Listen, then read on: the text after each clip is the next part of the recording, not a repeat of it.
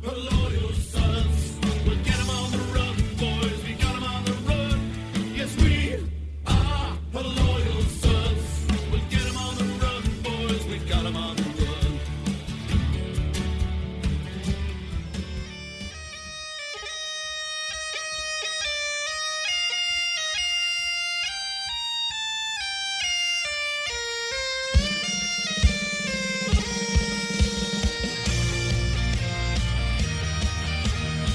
Hello and welcome to another Picks podcast over here at Her Little Sons. I'm your host, Ryan Ritter. You can call me ND Tex.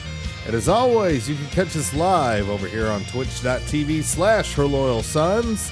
You can also subscribe to the podcast over on Apple Podcasts, Spotify, or wherever you happen to get your podcast feeds at. Come join us in Discord. That is our live chat channel, herlittlesons.com/Discord. And of course, you can always find us over at our home at herlittlesons.com. And with that said, I bring in a man who has finally caught up and overtaken me in this little game here. I bring in Eddie. Eddie, how are you doing? Howdy, friends, and welcome to the internet's #1 podcast within a podcast. That's right, kids. It is time for your favorite and mine, the annual podcast, Put Your Chest Into It. It's your boy, Indy Eddie Mac, joining me for the next 3 hours to talk everything about the most important sporting event that there is, the Dr. Pepper halftime tuition football toss. That's right, it's Indy Tex. Ryan, are you ready to take these people through all the ins and outs and why the chess pass is not only the way to victory, to education, but in fact to your very salvation? It is. The chess pass is a way of life. I fully support doing whatever you can to get that money and not end up in a mountain of debt in college. Gotta get paid. Gotta But get paid. yes. And as long as it's legal, do it. You don't want it, outlaw it. It's simple. I mean, how could you argue with it? But we'll get into all that and more over the next 3.5 hours. Welcome back. I hope you all are ready for this episode of Put Your Chest Into It. But before we get to that, we're going to do a quick break to go ahead and finish off the inevitable. I guess let's do the rest of these picks, huh? Oh, okay. Yeah, we will do the rest of the picks. So Eddie has taken over in the rankings. We are nearing close. We had a rough start to this season. So the fact we're even nibbling at 500 after the bullshit start that we had, whoo, buddy. Eddie is now 93, 94, and 1. I am 92, 95, and 1. We both had pretty decent weeks last week. Eddie 9 and 5, me 8 and 6. So we're gearing into it. We're going to pick every conference championship game. So it's going to be a little lighter than our usual slate. And it's going to be interesting in the HLS pick'em as well. It is definitely a 2-horse race, although Maume Muchachos may have put enough distance in between himself and Sapipa. He has a 7-game lead, so it's going to be mighty tough for Sapipa to catch up. I don't know how the 2-week drops are going to help you two gentlemen, but I know what doesn't help me is continuing to forget to enter my own pick'em. So I have now fallen to 165 and 168. So I need to remember to get these picks in so I can finish with a respectable 500 in the own contest I'm running. Jesus Christ, that's just sad. I mean, making the picks does improve your chances of getting some picks right, to be fair. Idiots doing idiot things because they're idiots. Thanks, Benny. I appreciate it. But yes, we do have picks. Like I said, we got 10 games. And as a reminder, the reason I've actually put some focus in, I'm glad Eddie was running late because I could finish actual research, because there is a $100 donation to my Extra Life campaign on the line. And for once, I would like to actually beat Eddie in one of our head-to-head competitions here. I am a big offer against any individual side bet I have with Eddie. It is sad. It is crushing. I need to end this streak, and I had a good lead, and I'm blowing it right now. So I need to figure something out here. So with all that said, I think you're fine. No. Just keep doing what you're doing. No, I've consulted every oracle. I've turned on multiple mainframe computers. I've done the sports math. I've checked out everything I could, every edge I can find. I'm ready, Eddie, and I'm going to be so pissed if you have every single pick that I have. Delphi can't save you now. Let's go, baby. All right, we bring up the beautiful board for the last time this regular season. And this time we're not going to go in full chronological order, just to kind of give you a heads up, kind of tease your way into some of the later games, but we will go ahead and start with Friday night. We are going to talk about the Pac-12 championship to start. Utah is a 6.5 point favorite against number 13 Oregon. By all accounts, if Utah wins this and Georgia loses as expected, Utah could very well play their way into a playoff here. 46 is the total. 6.5 is what Utah is laying. Eddie, the floor is yours. I am going to take the Utah Utes. I believe in this Utah team. I really hope that Utah wins here. One, because I think they've been a very good team all year, and admittedly, the real knock against them is they don't have a signature win. They didn't schedule a ton of studs out of conference, but the Pac-12 hasn't exactly helped them with that. This would be a good win for them. I hope that they get in there because I would much rather see this Utah team that I think is a very well-rounded team. Obviously, their rep is mostly for their defense this year, but as they showed last weekend, they can come out and put points on you if they want. I'd much rather see Utah go up against either LSU or OSU, who I think we're all expecting to be the number one seed. I think it'd be a lot more fun than seeing Oklahoma's questionable defense, if we're being kind. But we'll get into that later. I really like this Utah team, and man, Oregon, Justin Herbert, I feel like we all came into this year expecting he was a lot of talk about number one pick. He's supposed to be this absolute stud, and he really hasn't done anything this year. And the turnovers have gotten really, really bad. Incredibly questionable decision making, and I don't know if I'm going to trust Mario Cristobal in a big game here. So, in front of, what are we thinking? 24,000 people. Oh, the worst located game until they move the sucker to Vegas. It's such a terrible idea with where they've got it at the 49ers Stadium in Santa Clara. But you don't have to worry about too much crowd noise, but I'll take the Utes here. I'm actually on the same side as you, Eddie. And of course, this would help if I actually could believe in Oregon as well. But since the weirdness against Southern Cal, which is the only game that Utah dropped, Eddie, Utah has been 8-0 against the spread. And also crazy enough, they've played most of those games under. 5 of them have been under, 2 have been over, 1's been a push on the total. Their average margin of victory has been 29, which is a combination of that defense, which has only given up less than 30 points. And the only time somebody scored 20 points against them, that was Washington. And that was a nice little victory that they had. It was probably the sloppiest they had looked in a big game, but they still came away and they still covered at the end of the day. Oregon, on the other hand, is an even 500 against the spread overall, 6-6. They have only been an underdog once this season, and that was against Auburn. And I think we remember how Mario Cristobal handled that situation as a dog. He didn't just let Auburn come all the way through the back door. He let them freaking win the damn game when they had the thing sewed up. So yeah, Mario Cristobal, big game. Plus Utah, they're just flat out murdering fools.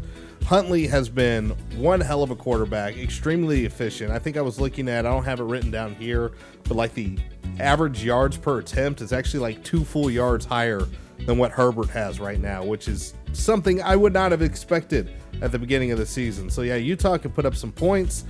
And they also got a little bit of disrespect earlier this morning because for whatever reason, the ESPN decided to throw Paul Feinbaum on Get Up or whatever first take-ish show they had going on. And he was saying that regardless of what Utah did here, nobody in the nation wants to see Utah make the playoffs. Well, Paul, you don't speak for a whole hell of a lot of people. You certainly don't speak for me. I'd love to see Utah in the playoff. And by God, they deserve it by the way they're playing. So Utah's got plenty to play for. I still think they want to make some statements. So I'll take the Utes as well. All right, we're going to move into Saturday. We're going to start with the non-Power 5 conference titles here, and then we'll kind of build our way up into the later. Paul is a clown. Yes, Feinbaum, absolute clown. 100% agree. All right, so moving to the Sun Belt Championship, where Louisiana Lafayette is taking on number 21 Appalachian State. App State is a 6.5 point favorite. 56 is your total. And I am going to go with the Raging Cajuns in this one. So ULL has been shockingly good against the spread. 9-3. That's how they're doing against the number. They're 2-0 as an underdog. And in one of those games, they won outright when they beat Ohio 45-25. So I like the territory that we're in here. I like that little trend. Not only that, we got just a slight public advantage right now on App State. 55% of the tickets and are towards App State. However, 61% of the money is on Louisiana Lafayette. The Sharps like the Raging Cajuns. I like the Raging Cajuns. I like the trend against the number. Go ahead and give me ULL. Who do you got, Eddie? I'm on Luloff as well. These two teams met earlier this year, met early October. Appy State won that one by 10. You and I have talked a lot about teams having to play each other twice in a year and how tough it is to beat a team twice. Luloff hasn't lost a game since that day. They've actually covered in every game except for one. They were 27.5 point favorite against South Alabama, only won by 10. But they've not only won every game since the loss to Appy State, they've only missed one cover. As you mentioned, they've been very good against the number this year. And I like those revenge games. There's something about it. If you're going to give me points in that situation for the team that lost round one, I'm usually going to take those points. So Go ahead and put me down for Luloff as well. We need to disagree somewhere in here. I do not like this start. Let's see what happens. Do we? No, yes, we do. No, At least what's in wrong one. with walking hand in hand into the gates of hell? I cannot win. That is why. Let's go to some action. Where Central Michigan is a 6.5 point favorite against the only University of Miami that can actually win some football games. That is Miami and Ohio. 54 is your total. Again, Central Michigan laying 6.5. Who do you got, Eddie? Fire up Chips. Central Michigan's been playing good ball lately. They're 9-2 against the spread all year long. Last week, they beat the absolute piss out of Toledo, 49-7. Miami of Ohio, on the other hand, they lost by 2 touchdowns to the mighty men of Muncie in Ball State. That dog ain't gonna hunt. I like the Chips here. I feel like they've been a very profitable team, and I see no reason to buck that trend here. Well, unfortunately, Eddie, we must have been sharing the same notes or something, because I'm on Central Michigan as well. Like you said, Miami of Ohio is going the wrong direction in this one. They lost. They're coming off a loss, so you got that going. CMU right now, when they're actually favored in a game, as they are here, they are 5-0 against the spread, 9-3 against the number overall. And something a little bit weird that I found interesting, because typically when you got a near touchdown spread, you want somebody to be able to get close. At least I feel. You don't want it to be a rock fight. You don't want it to go under. The last few times Miami has actually won, it has been on the under. And I had the 9-3 on the wrong side. It was the over is what CMU has been on, 9-3. So they will put up some points. I think they're good enough to go ahead and get that touchdown win here. So with one team going the wrong direction, the other one going the right direction, I will take Central Michigan as well. Well, hopefully we have a disagreement somewhere soon, because let's see if we get some with Kiffy-Kins in the Conference USA Championship, where FAU is a 7.5 point favorite against UAB. 50 is the total here. And if you will remember back to the first episode, the first real regular season episode that we had, we took, or at least I remember taking, Florida Atlantic to have a cover against Ohio State. It's one of the few times Ohio State has lost against the number, where Kiffy-Kins had an absolutely heroic backdoor cover effort there. I'm going to go ahead and roll with Kiffy-Kins one more time. This could be the last time he coaches at FAU. He could be trying to do a little bit of an on-field interview for, I don't know, maybe Arkansas or something along those lines. But beyond that, Kiffy-Kins is 8-4 against the spread. and it's with the aforementioned Ohio State in there. They also have the highest margin of victory in Conference USA. UAB, decent against the spread. They're 7-5. What sealed it for me, though, is I told you I went to many oracles, Eddie. I went to the altar of Bill Conley. I said, what does your sports math say? What does the SP Plus say here? He's got him at 8. I'm sorry, I believe it's the Spaploose, Ryan. The Saploose has him at 8 points in this one. That'll cover the number. I'll go ahead and take Kiffkins one more time, one last ride. Who do you got, Eddie? Yeah, the Spaploose projection didn't really make me feel great. I usually prefer 2 or 3 points of difference before feeling really good about it.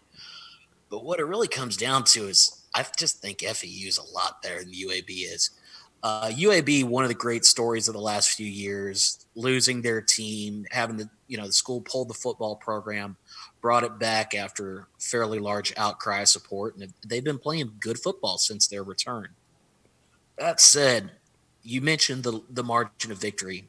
When FAU beats somebody, they beat the hell out of somebody. The only real concern for me in this game with the Owls is, like you mentioned, Lane might take the Arkansas job on Friday, and then who the hell knows what's going to happen. Kiffkins has done a good job with FAU. They're looking at possibly going back-to-back in the conference championships. I like this Owls team. I think they're just a notch above. You can tell that Vegas is concerned because this opened at 7, and the fact that they would move off of the 7 to 7.5, that's how much they're concerned about it, and I think they got to keep going. All right, well, we got one more before we hit the break here. This could potentially have an outside effect on the Group of 5 Cotton Bowl bid. And in the Mountain West title game, you have Boise State, number 19 team in the nation, as a 14-point favorite against Hawaii. Total in this one is 64.5. For the love of God, Eddie, let's have a disagreement. What do you got? Deja vu all over again. Ryan, we did this once before. We sure did. I told you how much I love the Bows. Since that day, the Bows have made me even more money. I love them. They're so much damn fun to watch. I capped off the last night of the regular season last weekend at about 3 a.m. with Hawaii running back a fucking 98-yard pick six. I mean, Hawaii is glorious football acid. But those boys from the island got to go to Idaho. Temperature's going to be between 39 and 45, 70% chance of rain. Boise don't lose on the blue turf. And, man, Hawaii's defense is so trash. Boise's going to put up a lot of points on them. And while Hawaii can score, this is one of those, you got to score every time you touch the ball or you're dead. And even that might not be enough.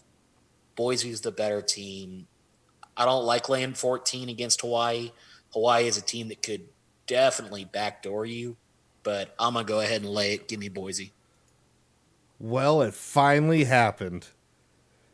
Eddie, I know it's early. I know we only have 1,200 tickets so far on here, but this line, it's not cartoon stink line.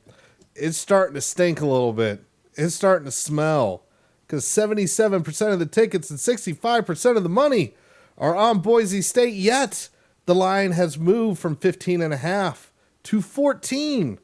A little bit of reverse line movement going on, so that dictates a little bit of a potential early sharp action that was actually on the Bows, who had 23% of the tickets, but 35% of the money. That's a 12% difference. Something here stinks a little bit. But not only that, Hawaii has been decent against the number. They are 7-6 against the spread, and when they beat the number, they actually do it fairly comfortably. This is probably why you made money on them, Eddie. 3.4 is the average that they actually beat the number by. So I like them with that. I like the little bit of stink reverse line movement here. But what I also like kind of in here, which is going to be interesting, I haven't seen officially because Boise, last time they were in this situation, the starting QB was not announced until damn near right before kickoff. They've had some QB injury troubles. Hank Bachmeier has been fighting injuries all month. The backup Chase Cord has been fighting a couple injuries as well. I don't know who's going to be starting at quarterback, but I have a good feeling they're not going to be at 100%. And if the weather's a little bit shitty, that ain't going to feel good on the body either. So I like this game to go ahead and go in the Bows' favor. I'm gonna fade that early action here. Hopefully it doesn't bite me in the ass, since it is again a Wednesday night. We're looking at this, only 1,200 tickets, but the early returns right now, it looks weird. It looks too weird for me, so I'm gonna go away from it. All right, folks, we are going to take a quick break, and when we come back, we got one more Group of 5 title game, and then the rest of the Power 5 coming up right after this. All right, folks, we're going to go ahead and hit that little ad break. Friendly reminder, if you have a Prime subscription or would like to sub, apparently Twitch is giving away. Not only can you bypass this ad, but you get a couple extra emotes. Some friendly Twitchers or graphically inclined ones did a little bit of artwork, so you can get those. Or if you cheer 300 bits, either one of those will get you the special emotes, but we will be back in 60. Finally fucking disagreed. It's about damn time, and it's the one I didn't like. Shit. I'm real glad that's the one we're disagreeing on. Shit. I thought about saying, worst case, if the audio cuts out, you can just cut out the part from week 7 where we had this exact same conversation. Except this time I did a little bit more research into it. Yeah, it's interesting you bring up the quarterbacks, because Hawaii's been so it's like their coach is flipping a fucking coin the way they keep flipping dudes. It should be an interesting game. At least now I have a reason to really pay attention to this game now. Son of a bitch. I'm excited for that one, man. That's going to be a fun ball game. All right, we got about 12 seconds left. Oh. Now we get to the fun shit. Yeah, fuck. This next one's nasty. I don't feel good about this. Oh, I got things to say about this one. I may just play D. I might just be an asshole. All right, well, we'll see what happens. Here we go. All right, we are back, and it is time to pick the rest of these championship games out. We are going to pick the one that should actually affect the Cotton Bowl the most. Winner of this game likely could go, possibly would catapult Boise State, depending on how that goes out if Cincinnati were to win. But you got number 17 Memphis in the driver's seat, a 9.5-point favorite against number 20 Cincinnati. 57.5 is the total. And the reason Eddie is one fucking game ahead of me is because Memphis could not get one extra point in an 11-point spread, and thus I lost. And thus I am now having to catch up. However, I gotta be level here, Eddie. I can't pick with spite when there's a $100 donation to Extra Life on the line. I gotta be level-headed. I gotta look at what's going on here. And one of the first stops I made was to Bill C, checking out the SP Plus. He's got this sucker pegged at a 15.4 point margin of victory. So, and also the second highest winning probability of the slate at 81%. So Memphis, at least with the sports math, is the far superior team. I would like to think that Memphis can figure out what happened, what the hell went wrong, and make sure they cover comfortably. And what's also helping is the spread's not 11. It's 9.5 right now.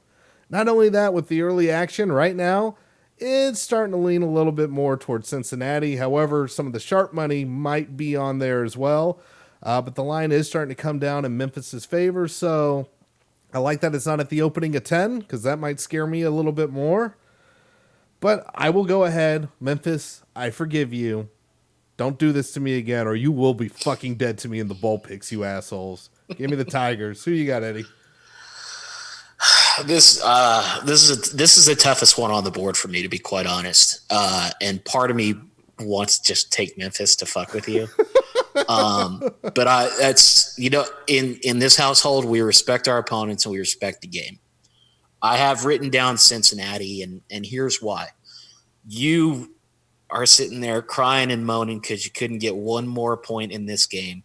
Look, the way I lost the Iron Bowl, your tears can be used on somebody else. I got no sympathy for you. Hey, on it's that. not my fault Alabama decided to throw 2 touchdowns in the wrong direction and still can't kick a fucking field goal. God. Just real quick, I heard this on some show the other day. Since Nick Saban has been at Alabama, Oh, this is on the Bama cover has 3. I know missed- what you're about to say. he's missed more kicks than literally any other team in D1. Unbelievable. No other team in FBS play has missed more field goals than Nick Saban at Alabama. The good news is that Ninja, the fucking Fortnite streamer, finally figured out the problem. You should just make the kicks. How nobody's thought of that until now, I don't know, but shout out to that goober. All right, you mixer backstabbing Twitch motherfucker. Like the best that's a deep cut for anybody that follows fucking Twitch streamers. But the funniest part was somebody like retaliated against him. Was like, can't understand why a pro gamer can't make every single shot he Yep. had, and then replied with The "You-" rant was incredible. It's like, you don't understand everything that goes into it. I'm like, oh my God, he constructed the argument and he doesn't even realize it. It's so beautiful. What a tool. To Ninja's, Anyway. to Ninja's credit, though, he said, never ask the internet for their honest opinion because I'm getting fucking roasted right now. He walked into the fire on that one.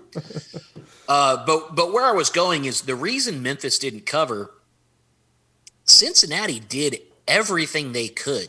They were 3 turnovers late. Obviously, that's what killed Cincinnati. Memphis did a great job in the first half. Cincinnati played much better in the second half, except for the turnovers. Here's the problem with Cincinnati, though.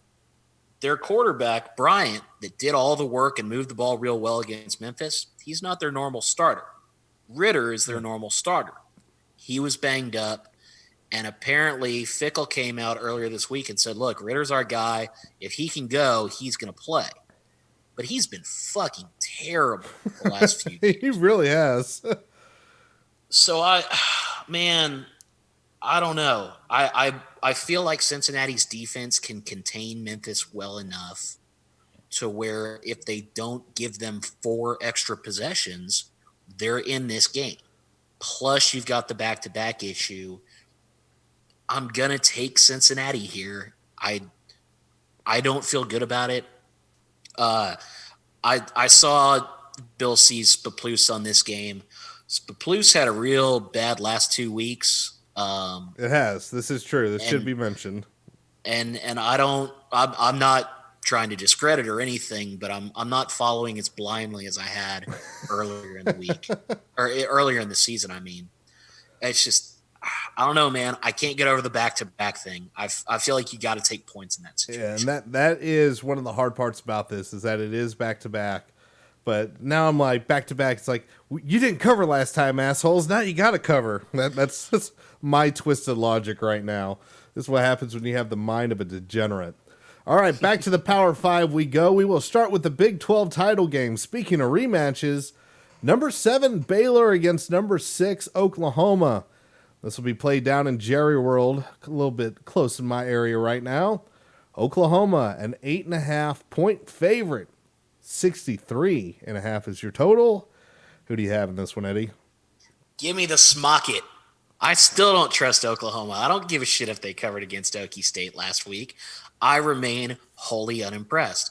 Jalen Hurts is waiting to turn the ball over to you. It's all he wants to do. Oklahoma has not looked good the last month and a half of this season. They really haven't. Baylor, meanwhile, has looked really, really good last half of the season. And then you go back to the game that these two played before. Obviously, Baylor, the problem is, in hockey, you always hear, or soccer as well, you hear about the 2-goal lead is the most dangerous lead there is. Well, what we've clearly realized over the last couple of years, the 28-3 lead is the most dangerous lead in football. Go for 2 if it's 27-3. Go for 2. Just fucking kneel. I mean, whatever. But Baylor realizes that now. Matt Rule, it's either Matt Rule or Benjamin Fleck for me for Coach of the Year. What he's done with Baylor this year has just been absolutely incredible. I really like the way that team plays.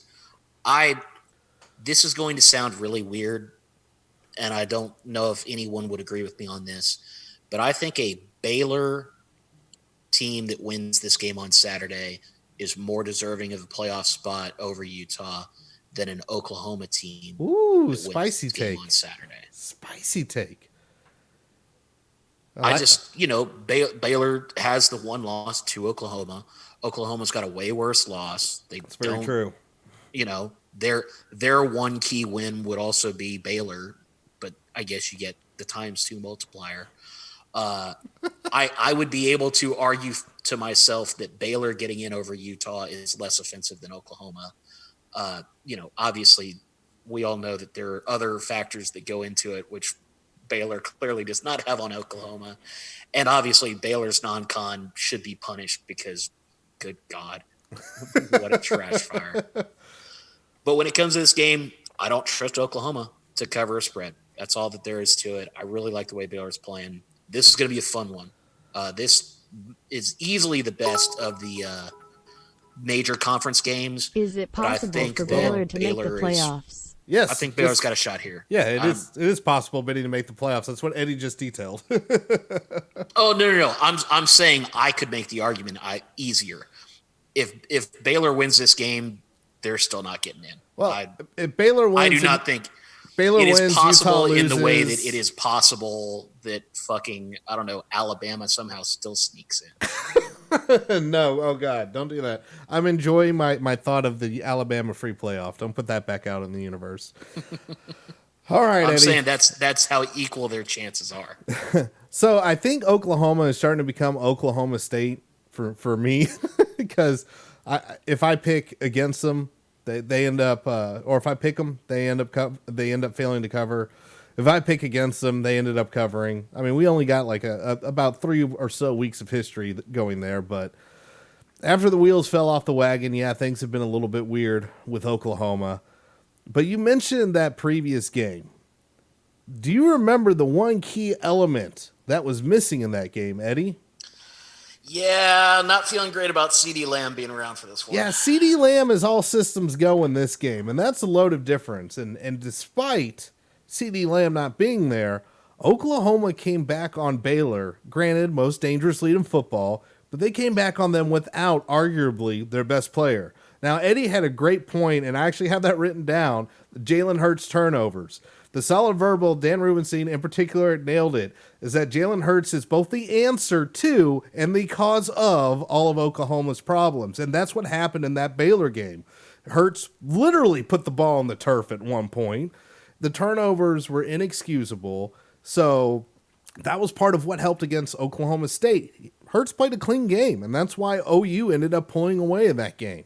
So if they can do that, and this is about as true of a neutral field as you can get, you'll have people coming from Norman. You have a lot of local folk that are OU fans. Same with Baylor. You got local folk around here that are Baylor fans. Waco is not that far away. It's going to be a true neutral site. I think both fans will come in force pretty well for this one. So you also have that element not being there. This is not a game days here, home crowd advantage for Baylor where you're all hyped up and you're able to just hit that first wave as hard as you can, and then Oklahoma weathered the storm. I don't think there's a storm to be weathered this time. That's not to take anything away from Baylor, because as Eddie said, Matt Rule has done an incredible fucking job with this team. I've been extremely impressed with Baylor all season long and what Matt Rule has been able to do. But I think this time in the back-to-back, OU is going to clean up the mistakes that they made. I think deep down they feel they are the superior team, and they knew that they could come back on it. And all they got to do is play clean football. All they got to do is execute. I like Lincoln Riley to clean up and attack that Baylor defense a little bit differently, especially now that he's got his best weapon. So, yeah, even though the wheels fell off the wagon, even though it was only one cover, and one cover does not a trend make, I like OU in this one. So we got a lot of disagreement now. Shit's gonna get real interesting real quick this late, Eddie. Yeah. Real quick though. My notes from what you sent earlier, you had OU at 8.5. AN's got it at 9 right now. So Oh, they do. Which line are we going on? We will go with 9, and I'm still not going to change my pick on that one. But yes, we will go with 9. A good catch there. Let's see, that line opened at 9.5, so now went from 8.5 back up to 9. Next, SEC title game. And speaking of line movement, we had some here. Number 4, Georgia. Number 2, LSU. It's a de facto playoff game here. 7 points is what LSU is favored by. Total is 55. Although this game opened, the Action Network had it at a consensus of 4. I saw a couple places where it opened at 3.5, and that got pounded in a hurry, as would be expected. So I'm actually not. This by far has the most tickets bet on it, according to the Action Network. 73% of tickets and money, with over 6,000 tickets placed so far. Whew, that's spicy. So I'm actually not taking too much stock in that right now because of the field goal line movement. That being said, despite the public action, I'm actually not taking that into account because of that line movement. But I am still going to take Georgia. Here's why. Georgia is, we know about the offense. They don't light anything up. That defense is what I'm counting on here. They are the number 1 defense in the Saploose. And they play like it. They're stacked with 5 stars up and down. They got a good secondary. They got a hell of a pass rush. So I'm not saying they're going to stop LSU's offense, because I don't know if anybody can really truly stop LSU's offense. But I could see them making LSU work for it a little bit harder. And they've been keeping games really, really close as of late, for the most part. And LSU on the other side, they've been known to cough up points. So I'm expecting the D to travel here for Georgia. I don't think they're going to win this game. Don't get me wrong. I think LSU is going to come out with the victory here.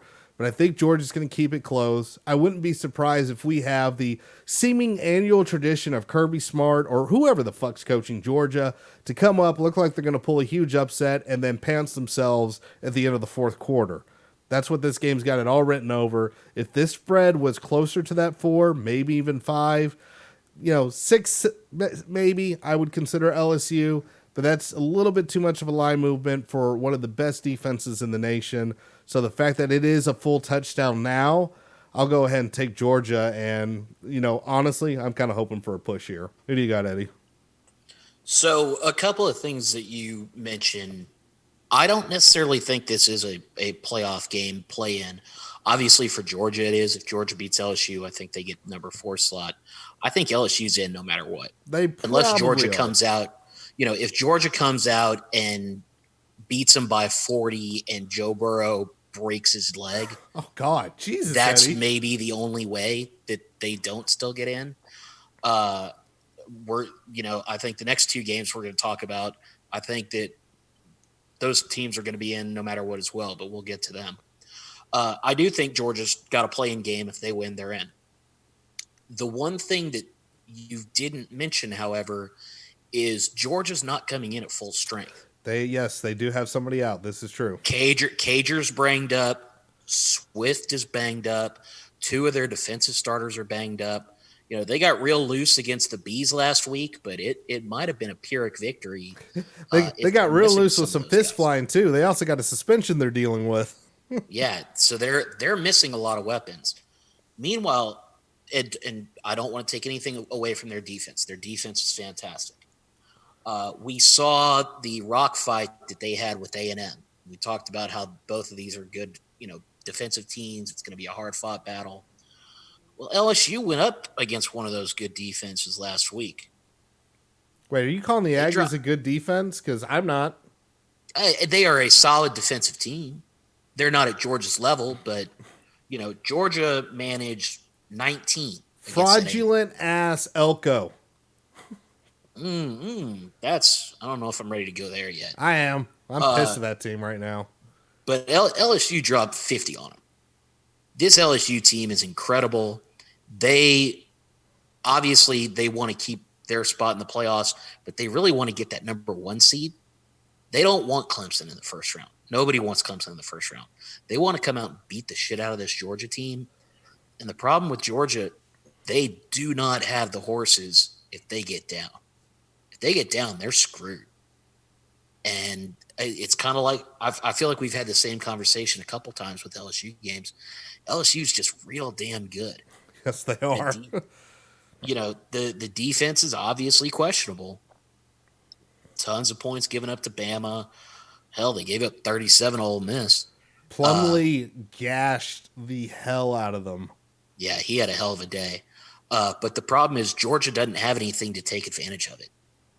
They are there to choke you out. They want to be the boa constrictor that the cover 3 guys like to call them. It's a very good team, but LSU is just on another level. And so I've got LSU here. I wish it wasn't all the way up to 7, but I don't have a problem laying it. I think this is easily a 2-score game. Well, let's see how you feel about this line movement in the ACC title game. Virginia, the lowest ranked team in the Power 5 title games, number 23, is going to go take on Clemson. Congratulations. The 7th team to win the ACC Coastal in 7 years is now a sacrificial lamb. Clemson favored by 28.5. The reason I said line movement is because this is insane line movement. This opened at 21.5. We have full touchdown movement. And on top of that, you got Dabo talking like, hey, he's got to win this game. It's a must win for Dabo, Eddie. Nobody believes in the poor little Clemson Tigers. Who do you got? Man, look, fuck Dabo. He's such a sanctimonious asshole. I hate him so much.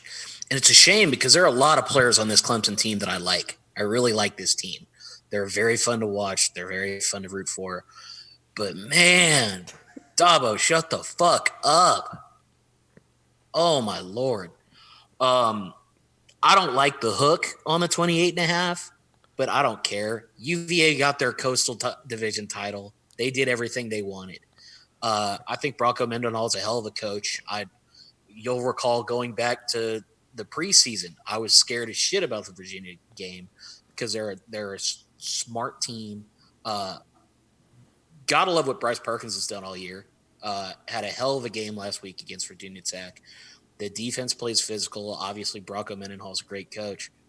But shit, Clemson's going to fucking roast them, dude. This is going to be ugly. Very, very high backdoor cover potential here. That 28.5 is scary. But, you know, we started talking at the end of October. Look, Clemson's going to get angry, and it's going to start getting ugly for people. And, you know, all the talk about that Dabo's been doing lately, it's been that way. Starting with Florida State on October 11th, their lowest total is the 38 last week against South Carolina.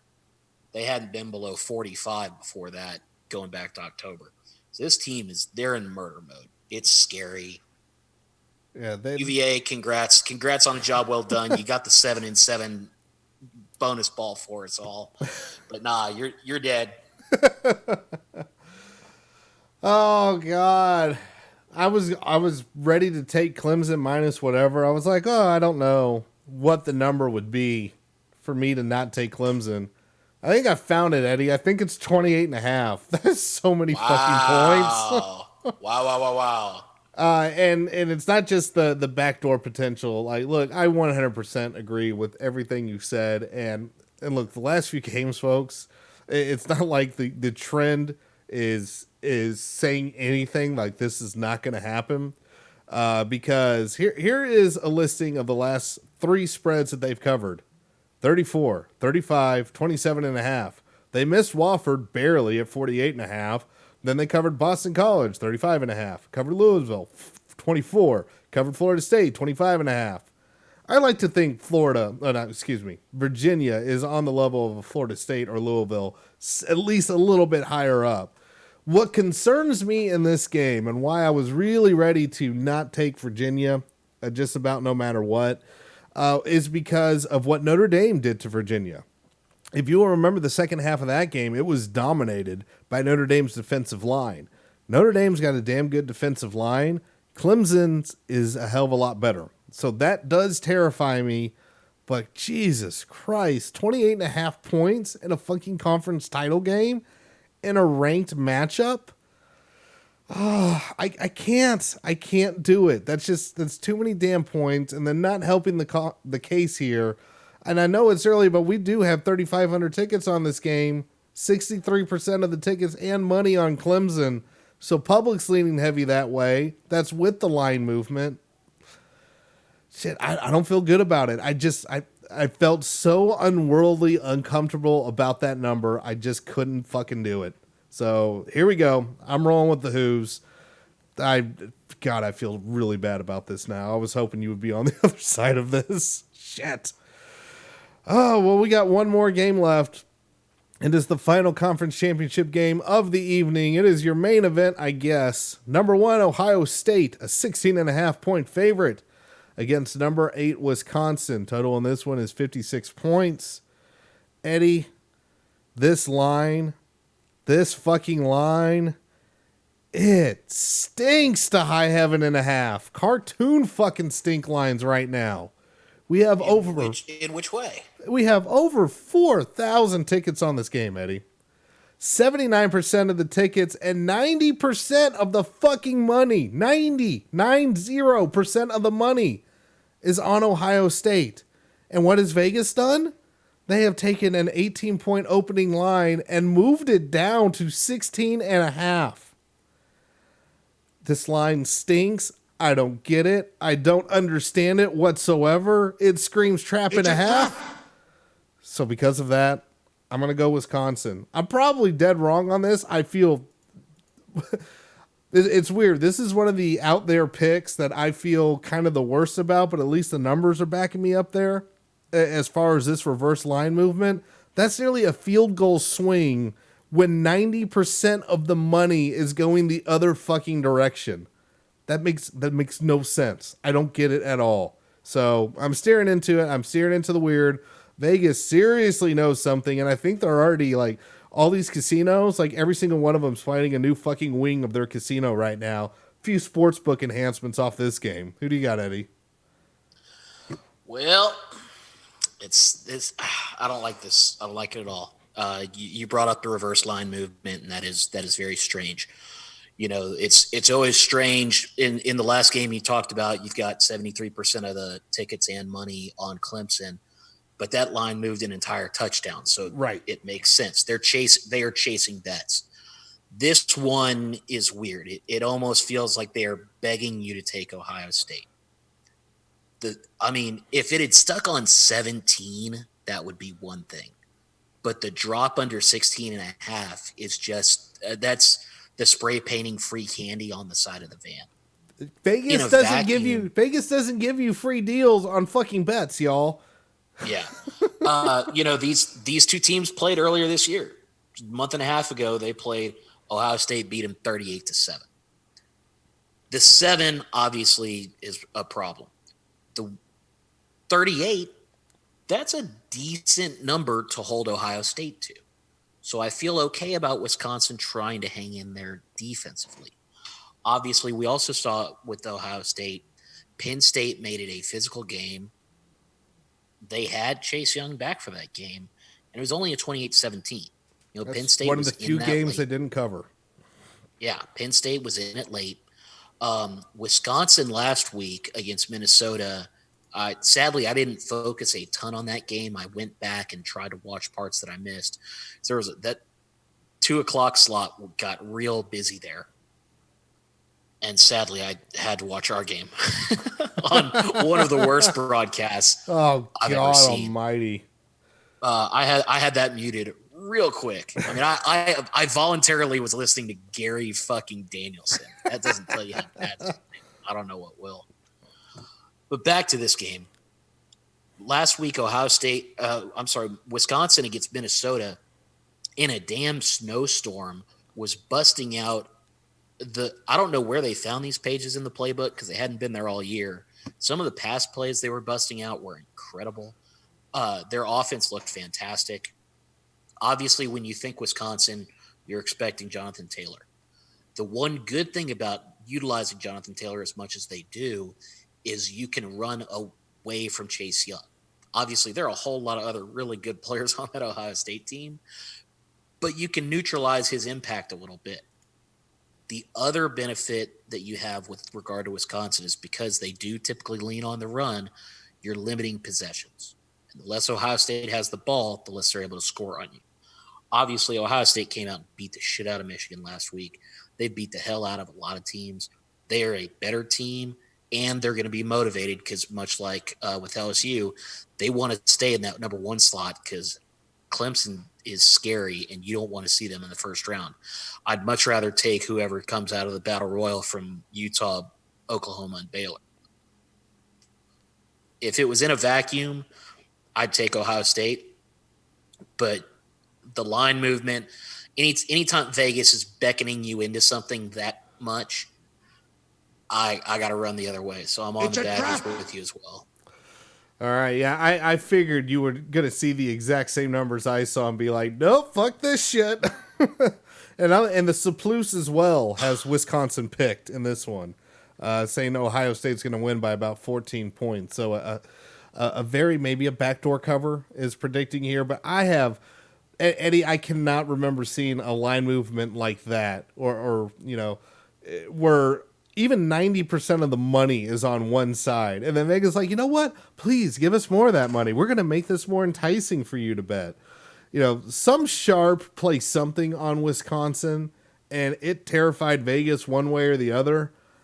Man, I can't explain this. It makes no sense at all. So yeah, it is just about, I probably still will put action on the game, but damn, I tell you what, it's about scared me away from it. Yeah, I'm the same way. If this had opened up at 16.5, I would be calling my financial advisor to see how I can liquidate half my mortgage to bet it on Ohio State. But this movement's really weird. Obviously, we're still talking about all this on a Wednesday. This could all be very premature. This could end up getting bet back to Ohio State minus 21. And then we're both going to look like idiots when they come out and beat the shit out of them by 35 again. But hey, that's the risks we take to bring you such high quality content. This glorious podcast of picks that I'm sure the 6 of you that are listening because you haven't figured out how to subscribe to other podcasts yet, or you can't get Spotify to open on your phone, or we're on Spotify. You don't have a radio. The fuck? Music. Just let me get my jokes off, man. Anyway, what a fucking weekend we have. I mean, yeah, a lot of these big spreads are getting some people to say like, oh, I guess these conference championships are going to be boring. Man, I don't know about that. I think these are going to be very exciting. And again, I know that the big focus is going to be on the major conferences, but look down the list. That Hawaii-Boise game is going to be great. That Cincinnati-Memphis game is going to be a barn burner. I think that one's going to be really fun. It was a lot of fun last week, and nothing was on the line. You put that potential group of 5 slot up, it's going to be a fun one. It's been a hell of a year. Ryan, it's time to put one more nail in your coffin. I refuse to let this streak end. Nope. I love you, but your punishment must continue. Your Sisyphean efforts will go on in all eternity. And with that, children, them be the picks. Now, can we get into the important stuff and spend an hour and a half talking about the Dr. Pepper tuition football throw challenge? You can't even get it out without laughing. I love it. It's so good. It is. It is one of the best parts about championship weekend. All right, folks. So there's a lot of disagreement, but if for some reason we end up tied after this week, Eddie will come on when I'm doing my Extra Life Marathon next week, or next weekend, more specifically, as I'm going to be staying up late. I'm going to be doing a lot of gaming and fundraising to fight pediatric cancer for the kids. So if an Army-Navy game must be picked, we will do it live over there. So make sure you give my personal channel a follow, twitch.tv/ndtex, and visit extralife.ndtex.com. Very excited for doing that and getting a little bit of a gaming and fundraising break in there into this. But folks, that is going to wrap it up for this regular season on the Picks Pod. Hope you join us again over on twitch.tv/HerLoyalSons when we recap whatever's going on with the Bulls on Monday and where ND's going to land, Camping World. And you can also make sure to subscribe over on Apple Podcasts, Spotify, despite what Eddie says. You can also find us on Discord, HerLoyalSons.com/Discord. Of course, on our home at HerLoyalSons.com. Y'all, enjoy the final Saturday of college football like this. Go Irish. Have a good one. Hell yeah.